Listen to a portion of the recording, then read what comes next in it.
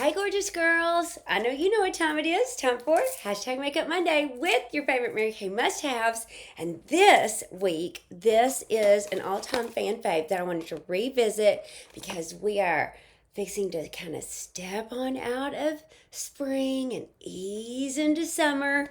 And so this is an all-time fan fave, and we talk about it constantly in our big customer group. And if you are not in your Mary Kay Girls customer group, that's a great reason to reach out to her this week for sure. This is our moisture renewing gel mask. Okay, now I think this has several benefits, but let me first just show you texture. So my demo is the former packaging, but let me just, can you kind of see, let's see where we can really get the juicy goodness there. Okay, do you see? Like it's this pearlized gel formula. It's super hydrating and it goes right in. And after cleansing, you can apply like a thick layer to your face, and you can just leave it on for about 10 minutes. Like, look at the difference though in my hands. You can just see how much more hydrated that already looks than my other hand. Right? Like I could tell. Seeing, even not talking about the feel. But here's the other thing. The reason we talk about this so much in our customer group, y'all, is because you know how like in the spring and summertime, ball games, practices, daylight savings time, so we're staying out longer. And so you may be like, oh, I got home. I know I need to wash my face off, but I don't want to, and I'm tired and I want to just lay down. No, don't do it. Go ahead and wash your face, take the time, be good to you, and then even if you can only leave this on your bedside table and just lay down in your bed, close your eyes, put it everywhere, décolleté, throat, face, everywhere. It will be your best friend, and you can wake up in the morning, it will have soaked all the way in, and you will feel so refreshed and renewed. Your skin will be so happy with you, and listen to the benefits, you guys. Well, first of all, let's do all the things, like all the frees. Fragrance-free, non-comedogenic, dermatologist tested, safe for dry to oily skin, that's why even Joya can wear it, and suitable for sensitive skin. It's formulated to attract and maintain hydration. That is different than anything that's oil-based, right? It is an oil-free formulation. It's formulated to help balance moisture levels and help firm and calm skin. Plus, it has an antioxidant superpower of 80 times that of green tea. Whoop, whoop. Winning. So 92% of those who tested it out said their skin felt smoother, softer, pampered, nourished, firmer. 85% said firmer. Anybody? 84% said it helped reduce fine lines and pores, and 82% said their skin was calmer and instantly hydrated. So this week, the fan fave, the winner, the superhero is your moisture renewing gel mask. So reach out to your Mary Kay girl this week to talk about it, try it, all the things. Okay, our story for today. This is like an ancient story. We're going back, people, all the way to 1903. Leo Tolstoy, no less, and the story is, and it's a great story. You might want to Google it and like read the whole thing because it really is a really great story.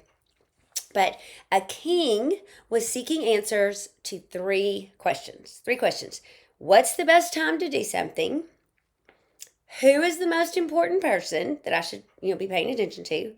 And what's the right thing to do? Like, can you just give me an across-the-board answer? So he offered a reward, actually, for answers to those three questions. And he wanted to consult with his advisors, various wise men. He was even willing to consult with magicians and sorcerers, but no one gave him a satisfactory answer. Well, he had heard, hearsay, he had heard of a hermit who lived deep in the forest and who had very little contact with the outside world, and he would not receive anyone but commoners, what he called regular people. And so the king actually decided to go see him, and he dressed up in regular people clothes, and left his bodyguard and everybody behind, and he walked deep into the forest. And when he found the hermit, you guys, he was actually like squatted down on the ground digging a flower bed. I was just working out in mine, so it made me think of it. So, and he looked really tired. So the king was like, I come to you with these 3 questions I wanted to ask. But while I ask, why don't you give me your shovel and I'll work on your flower beds? And so the hermit was like, great. And he sat down on the ground. So the king asked the questions of the hermit, and he was like really quiet about it. He was like not really answering him. And so after a little bit, he said, why don't you give me the shovel back and I'll take a turn again? And the king was like, no, let me help you. So finally it was getting dark, and the hermit was like, really, for real, like, take a break. And about that time, this man stumbled into the clearing, and he was holding his stomach and he was bleeding. And he was like, help me, someone help me. And so the king and the hermit rushed to his side and took him into the hermit's little cave and tried to patch him up as best he could. And it ended up being this was one of the king's enemies. And he had come to kill the king, encountered the bodyguards far back since the king hadn't let them accompany him, and they had wounded him, and so he was searching for someone to help him when he encountered the king himself. So of course they patched him up. He pledged his undying loyalty, as in every great story, right? And actually turned the tide of the enemy's plan to attack kingdom against kingdom, and we're all one big happy family. Well, there are several morals to this story, right?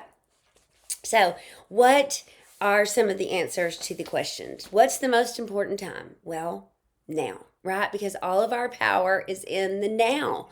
Right now is when the king could help that hermit digging his flower beds and his vegetable garden, right? So, that was the most important time. Who's the most important person? How about that? Remember the song, Love the One You're With, right?